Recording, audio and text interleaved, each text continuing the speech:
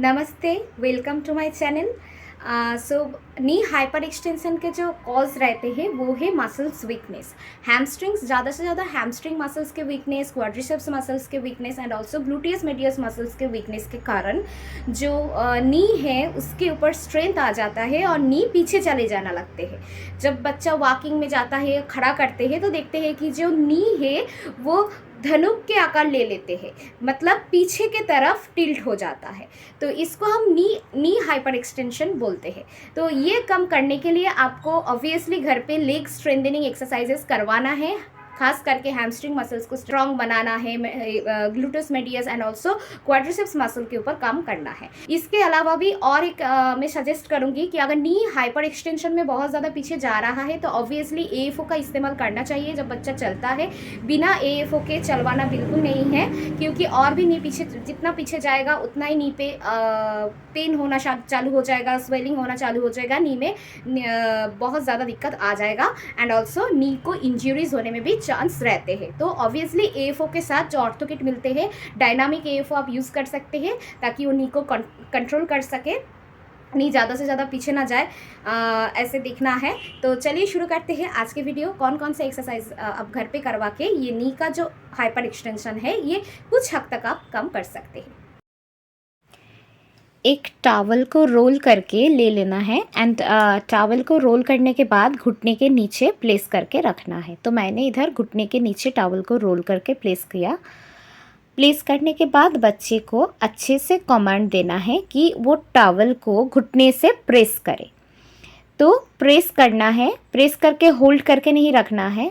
पहले बच्चे को सिखाना पड़ेगा कि कैसे प्रेस करते हैं एंड उसको रिलीज़ करते हैं। प्रेस करना है एंड रिलीज़ करना है, ऐसे 10 रिपीटेशंस तक करवाना है। घुटने को प्रेस करने के टाइम अगर देखा जाए कि एंकल थोड़ा ऊपर आ रहा है तो इसमें कोई प्रॉब्लम नहीं है।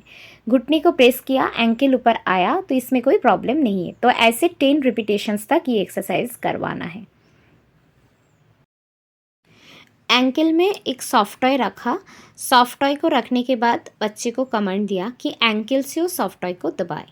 तो एंकल से दबाने के टाइम आपको घुटने के नीचे भी एक सपोर्ट रखना है ताकि घुटने जो है, नी जो है वो ज़्यादा हाइपर एक्सटेंशन में ना चला जाए एंकल से प्रेशर देने के टाइम। सो आपको एंकल से प्रेशर दे के 10 सेकेंड्स होल्ड करके रखना है। इस टाइम एंकल से जब प्रेशर देगा बच्चा तो 10 सेकेंड्स होल्ड करके रखना है एंड 10 रिपीटेशंस तक ये एक्सरसाइजेस करवाना है। मतलब होल्डिंग भी 10 सेकेंड्स करना है एंड रिपीटेशन भी 10 होगा। नेक्स्ट, इस एक्सरसाइजेस के लिए मैंने वेट कप यूज़ किया हो। तो वेट कप, ये ½ kg का वेट कप है जो मैंने पैर पे लगाया। अब घुटने के नीचे एक टॉवल रखा और बच्चे को वो वेट के साथ, जो ½ kg वेट है उसके साथ लेग को लिफ्टिंग करना सिखा रहे हैं। तो घुटने के नीचे टॉवल इसलिए रखना है ताकि बच्चा जब पैर को उठाए तब जो नी है ज़्यादा हाइपर एक्सटेंशन में ना जाए, इसलिए घुटने को थोड़ा सा सपोर्ट देना है, टॉवल रख देना है एंड उसके बाद वेट के साथ बच्चे को इंसिस्ट करना है कि ताकि बच्चा जो पैर है वो ऊपर की तरफ लेकर आए एंड 10 सेकेंड्स होल्ड करके रखे, फिर नीचे लेकर आए पैर। मतलब ऊपर लेकर आना है, 10 सेकेंड्स होल्ड करके रखना है, फिर पैर को नीचे रखना है। ऐसे ही 10 रिपीटेशंस के साथ ये एक्सरसाइजेस करवाना है।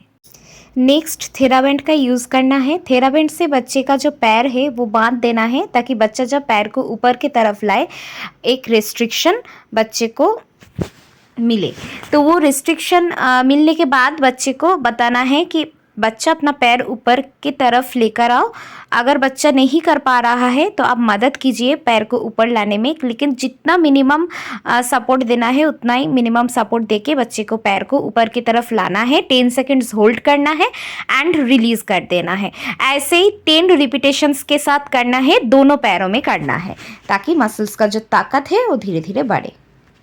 नेक्स्ट, बच्चे को इसी पोजीशंस में सुला के पैर को ऐसे ऊपर की तरफ लाना है एंड 10 सेकेंड्स इधर होल्ड करना है। इसी पोजीशंस में 10 सेकेंड्स होल्ड करके फिर नीचे लाना है।